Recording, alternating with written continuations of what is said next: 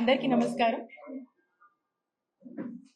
ఈ రోజున ఈ ప్రెస్ మీట్ నిర్వహించడానికి గల ముఖ్య ఉద్దేశం, ఈ రాష్ట్రంలో హెల్త్ కేర్కి సంబంధించి, ఆరోగ్యశ్రీకి సంబంధించి, ఆరోగ్యశ్రీ బిల్స్కి సంబంధించి మరి ఏ విధంగా ఈరోజు ఈ రాష్ట్రంలో పరిస్థితులు నెలకొన్నవి అనేటువంటిది మాట్లాడదామని ఈ ప్రెస్ మీట్ని కండక్ట్ చేయడం జరుగుతూ ఉంది. మనం చూసుకున్నట్టయితే ఏ దేశంలోనైనా, ఏ రాష్ట్రంలోనైనా అట్మోస్ట్ టాప్ ప్రయారిటీ అనేది హెల్త్కి ఇవ్వడం అనేది జరుగుతుంది. ది సేమ్ టైం మన రాష్ట్రంలో కూడా 2019 నుంచి 2024 వరకు వైఎస్ జగన్మోహన్ రెడ్డి గారి నాయకత్వంలోని మా ప్రభుత్వంలో మరి ఏ విధంగా కాంప్రిహెన్సివ్ హెల్త్ కేర్ అనేది అందరికీ అందించడము, పేద ప్రజలకు మెరుగైన వైద్య సేవల్ని, ఉచితంగా నాణ్యమైన వైద్య సేవల్ని మరి ఏ విధంగా డోర్ స్టెప్స్ వరకు కూడా ఇచ్చేటువంటి ఒక ఆలోచన చేయడం కానీ, మరి దీన్ని అనేక ఇనిషియేటివ్స్, అనేక స్కీమ్స్ని తీసుకొచ్చి వీటిని ఇంప్లిమెంట్ చేయడం కానీ ఏ విధంగా మనం చేశాము అనేటువంటి విషయాలు కూడా మీ అందరితో కూడా పంచుకుంటాను. మీరు చూసినట్టయితే మరి ఆరోగ్యశ్రీ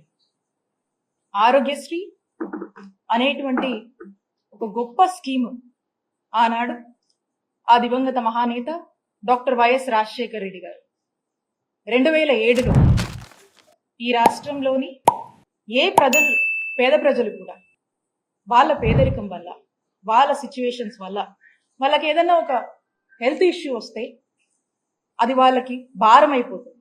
ఆ బర్డెన్ని ఆ పేదవాడు తట్టుకోలేడు. దానివల్ల అనేక ఇబ్బందులు పాలయ్యి, దానివల్ల ఏ విధంగా ఆ కుటుంబం ఇబ్బందుల పాలై నష్టపోతుంది, ఏ విధంగా బాధపడుతుంది అని చెప్పి ఆ బాధ ప్రభుత్వం బాధ్యత అని భావించి ఆనాడు వైఎస్ రాజశేఖర రెడ్డి గారు ఆరోగ్యశ్రీ అనే ఒక పథకం తన మేధస్సులోంచి ఆలోచించి తీసుకొచ్చినటువంటి ఒక గొప్ప పథకం. వైఎస్ఆర్ గారు బ్రెయిన్ చైల్డ్ అని చెప్పి గర్వంగా చెప్పుకునేటువంటి ఒక పథకం. అప్పటి నుంచి ఇప్పటి వరకు కూడా ఈరోజు దేశం మొత్తం గుర్తించుకునేటువంటి ఒక పథకం. ప్రతి తెలుగువాడు కూడా గర్వంగా చెప్పుకునేటువంటి ఒక పథకం ఈ ఆరోగ్యశ్రీ పథకం అని చెప్పొచ్చు. మరి అలాంటి ఆరోగ్యశ్రీ పథకం అప్పుడు వైఎస్ఆర్ గారి హయాంలో మొదలై అప్పటి నుంచి కూడా అంచెలంచెలుగా కూడా ఏ విధంగా మరి జగన్మోహన్ రెడ్డి గారి ప్రభుత్వంలో మనము ఎంత గొప్పగా దీన్ని అమలు చేశామని మనం చెప్పొచ్చు. మరి ఆ మధ్యలో వచ్చినటువంటి ప్రభుత్వాలు కొంత వాళ్ళు ఏ విధంగా అంత ప్రయారిటీ ఇవ్వకపోవడం, ఏ విధంగా నిర్లక్ష్యం చేశారు అనేటువంటి విషయాన్ని కూడా మరి గత ప్రభుత్వాల్లో మనం చూసాం. మరి మనము జగనన్న ప్రభుత్వంలో ఈ 5 ఏళ్ల 2019 నుంచి 2024 వరకు ఈ 5 years టెన్యూర్లో మరి ఆరోగ్యశ్రీ పథకం మనం చూసినట్టయితే 1059 ఉన్నటువంటి ప్రొసీజర్స్ మనము జగనన్న ప్రభుత్వంలో 3257 ప్రొసీజర్స్ వరకు కూడా పెంచి తీసుకెళ్లి ఇంప్లిమెంట్ చేశాం. అంతకుముందు మీరు చూసినట్టయితే 1059 ఉండేది టీడీపీ హయాంలో. సంవత్సరానికి 1000 కోట్లు మాత్రమే ఖర్చు చేసేటువంటి పరిస్థితి టీడీపీ హయాంలో ఉండేది. మరి జగనన్న ప్రభుత్వం వచ్చాక ప్రతి సంవత్సరం సుమారు 3000 కోట్ల వరకు కూడా మరి ఈ ఆరోగ్యశ్రీకి మనం ఖర్చు చేసినటువంటి పరిస్థితి. అలాగే మీరు చూసినట్టయితే ఎంపానెల్డ్ హాస్పిటల్స్, నెట్వర్క్ హాస్పిటల్స్ రాష్ట్రంలో గత ప్రభుత్వంలో 1000 కన్నా తక్కువ ఉన్నటువంటి ఎంపానెల్డ్ హాస్పిటల్స్ ని వాళ్ళని ఎంకరేజ్ చేసి, వాళ్ళకి కావాల్సినటువంటి ఫ్లెక్సిబిలిటీ, వాళ్ళకి కావాల్సినటువంటి ఫీసిబిలిటీ, వాళ్ళకి అన్ని విధాలుగా కూడా ఒక ఫ్రెండ్లీ వాతావరణాన్ని ఏర్పాటు చేసి వాళ్ళని ఎంకరేజ్ చేసి 1000 కన్నా తక్కువ ఉన్నటువంటి ఎంపానెల్ హాస్పిటల్స్ ని మరి 2300 హాస్పిటల్స్ పైగా కూడా విస్తరించేటువంటి అవకాశాన్ని జగనన్న ప్రభుత్వం నెట్వర్క్ హాస్పిటల్స్కి ఇచ్చింది. మరి ఈ రోజున మనం చూస్తున్నట్టయితే ఈ రాష్ట్రంలో, రాష్ట్ర ప్రజల్లో ఒక పెద్ద ఆందోళన నెలకొంది. అదేంటంటే మనం చూస్తా ఉన్నాము. కూటమి ప్రభుత్వం ఏర్పడ్డాక కూటమి ప్రభుత్వంలో ఉన్నటువంటి మంత్రి గారు వారు మాట్లాడుతూ ఉన్నారు. ఏమని మాట్లాడుతూ ఉన్నారు? గత ప్రభుత్వము అప్పులు చేసిపోయింది, బకాయిలు పెట్టింది, మాకు బాధలు ఉన్నాయి, కష్టంగా ఉందని చెప్పి వారు మాటలు చెప్తా ఉన్నారు. నేను చెప్తా ఉన్నాను, గత ప్రభుత్వంలో అంటే చంద్రబాబు నాయుడు గారి హయాంలో 2014 నుంచి 19 వరకు వాళ్ళ హయాంలో వాళ్ళు మిగిల్చినటువంటి బకాయిలు 632 కోట్లుంటే ఆ బకాయిల్ని ఏమాత్రం కూడా మేము సాకులు చెప్పకుండా మేము బాధ్యత తీసుకొని మా జగన్మోహన్ రెడ్డి గారు, మా నాయకుడు జగన్మోహన్ రెడ్డి గారు వాటిని క్లియర్ చేసి 1050 ప్రొసీజర్స్ ని 3257 ప్రొసీజర్స్ కి పెంచి సంవత్సరానికి 1000 కోట్లు మీ హయాంలో మీరు ఖర్చు పెడితే 3000 కోట్ల వరకు కూడా ఖర్చు పెట్టి బ్రహ్మాండంగా రాష్ట్ర ప్రజలందరికీ కూడా వైద్య సేవలు అందించినటువంటి ఘనత జగన్మోహన్ రెడ్డి గారి ప్రభుత్వానికి దక్కింది. ఆ నమ్మకాన్ని కూడా ప్రజల్లో మేము నెలకొల్పుతున్నాం. మరి ఈ రోజున ఈ సాకులు చెప్తూ ఏవో అప్పులు ఉన్నాయని చెప్పి, ఏదో బకాయిలు ఉన్నాయని చెప్పి మీరు మీ బాధ్యత నుంచి ఏమైనా వైదొలుగుతున్నారా? మీరు ఏం ఇండికేషన్ ఇస్తున్నారు అనేటువంటి సందేహము ఈరోజు రాష్ట్ర ప్రజలకు కలుగుతుంది అని తెలియజేస్తున్నాను.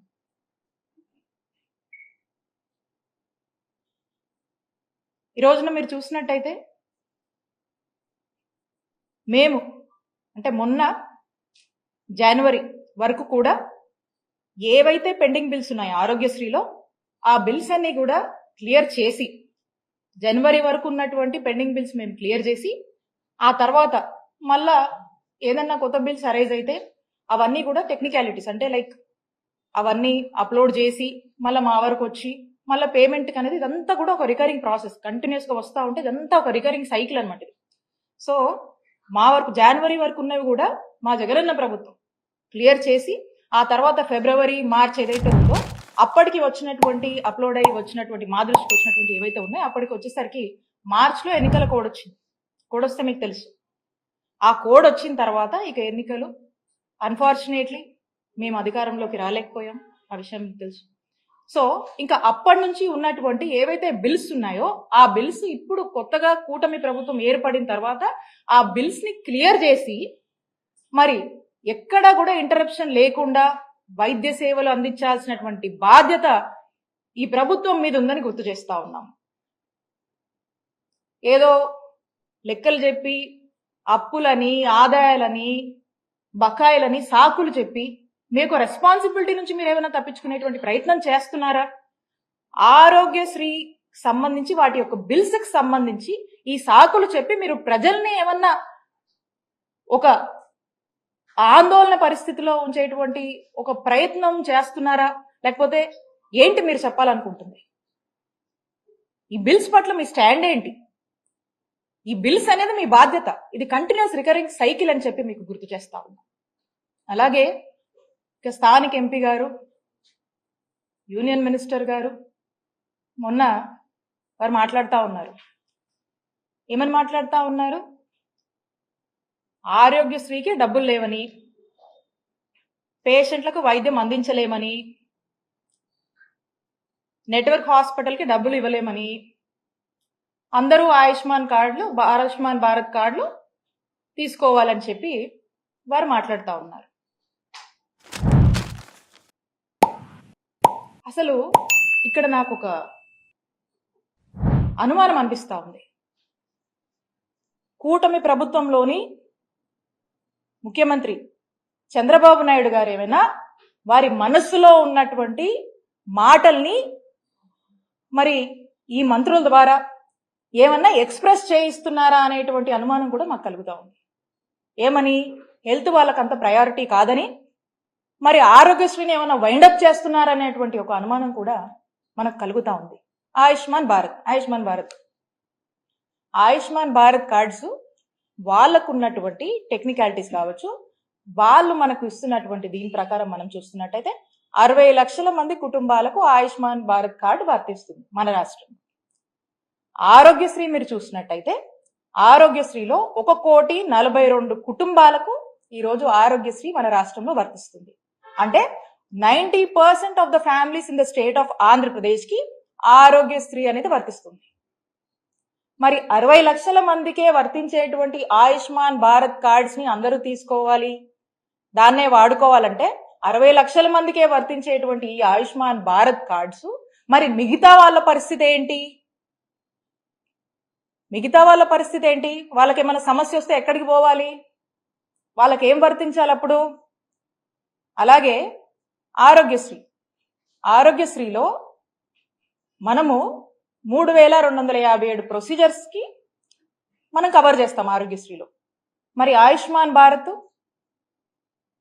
1900 చిల్లర, 1949, అంటే 2000 కన్నా తక్కువ ప్రొసీజర్స్ ఉన్నటువంటి ఆయుష్మాన్ భారత్ ని మీరు వాడుకోండి అని చెప్పి చెప్తా ఉన్నారు. మరి ఈ 3257 ప్రొసీజర్స్ మనం ఆరోగ్యశ్రీలో కవర్ చేస్తున్నటువంటి ఈ మిగతా ప్రొసీజర్స్, అంటే ఈ 2000కు పైగా ఉన్నటువంటి మన దగ్గర ఉన్నటువంటి ఆరోగ్యశ్రీలో ఉన్నటువంటి 3257 ప్రొసీజర్స్ లో ఉన్నటువంటి ప్రొసీజర్ ఏదన్నా ఈ రాష్ట్ర ప్రజలకు అవసరం అయితే ఎక్కడికి పోవాలి? ఎవరు బాధ్యత తీసుకుంటారు? ఎవరు బాధ్యత వహించాలి?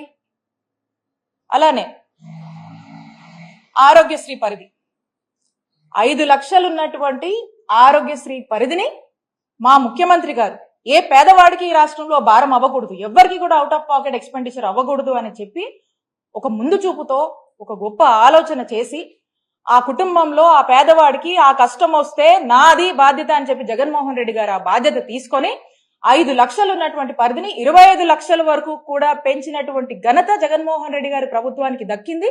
దాన్ని మేము అమలు చేశాం. మరి ఈ రోజున ఆయుష్మాన్ భారత్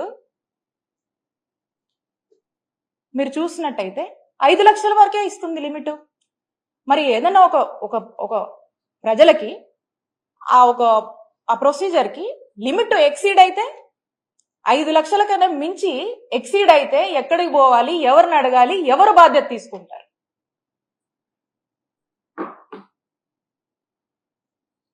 ఇక ఆయుష్మాన్ భారత్ సంవత్సరానికి ఆయుష్మాన్ భారత్ లో ఎంత ఇస్తారు? బడ్జెట్ సుమారు 300 కోట్లు సంవత్సరానికి ఇస్తారు. ఆరోగ్యశ్రీ బడ్జెట్ ఎంత సంవత్సరానికి? ఎంత ఖర్చు చేస్తాం మనము? 3000 కోట్లు ఖర్చు చేస్తాం. 3000కి ఈ సంవత్సరం అయితే 3500 కోట్ల వరకు కూడా మనం ఖర్చు చేస్తా ఉన్నాం. అంటే 10% ఆఫ్ ఆరోగ్యశ్రీ ఆయుష్మాన్ భారత్ లో వాళ్ళు ఇస్తున్నారు. 300 crores ఎక్కడ? 3000 crores ఎక్కడ? 3000+ crores ఎక్కడ? ఈ సంవత్సరం మనం ఇస్తున్నటువంటి 3500 crores ఎక్కడ? మరి ఇదంతా ఎవరు బేర్ చేయాలి? 10% కవర్ చేస్తే మరి ఈ 90% ఏమైపోవాలి? ఈ ప్రజలు ఏమైపోవాలి? ఈ ప్రజల యొక్క హెల్త్ ఏదైనా ఇబ్బందులు వస్తే వాళ్ళ ఆరోగ్య బాధ్యత ఎవరు తీసుకుంటారు? తీసుకోవాల్సిన బాధ్యత ఎవరి మీద ఉంది?